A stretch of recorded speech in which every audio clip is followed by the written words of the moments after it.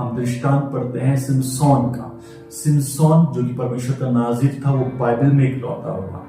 लोग कहते हैं कि सामर्थ बालों में था, मैं कहता हूं सामर्थ बालों में नहीं, सामर्थ था परमेश्वर में।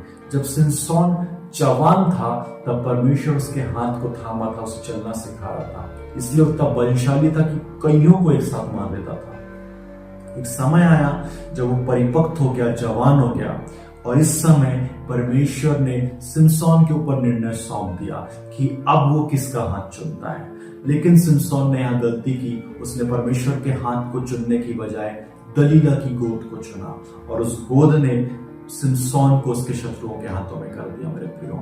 लेकिन जब वो उस कठिन परिस्थिति में भी था, तब उसने अपने जीवन में ये चयन किया कि अब मैं अपने परमेश्वर के पास वापस लौटूंगा, मैं अपने खुदावंत को वापस पुकारूंगा, मैं उसके हाथ को दोबारा पकड़ने का प्रयास करूंगा।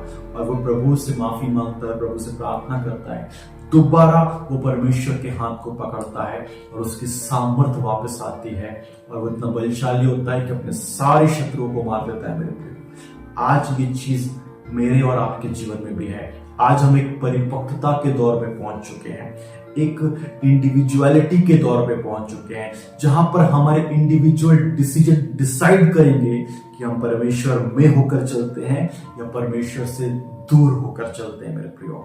अगर आज आप परमेश्वर में होकर चलना चाहते हैं तो याद रखिए, उसके हाथ को थामना जरूरी है। आज आपको उसके हाथ को थामना होगा। अब तक परमेश्वर ने आपके हाथ को थाम कर रखा कि आपको साथ चलाए, लेकिन अब वो समय है, अब अपने पिता के हाथ को थामिए ताकि आप अपने पिता के साथ साथ चलते जाएं। जब आप ऐसा करेंगे, आप आत्मिक स्तरों में बढ़ते जाएंगे, आप विश्वास के स्तरों में बढ़ेंगे, आपकी प्रार्थनाओं के स्तर बढ़ेंगे, आपके वचन के स्तर बढ़ेंगे, आपकी आत्मिक उन्नति, आपकी सामर्थ, आपकी अनॉइंटिंग बढ़ेगी जब आप मसीह में होकर चलना सीखेंगे मेरे प्रियो। आज डिसीजन आपके ऊपर है, आप क्या डिसाइड करते हैं, अपने आप से पूछिए। प्रभु आप सबों को आशीष दे। आमीन।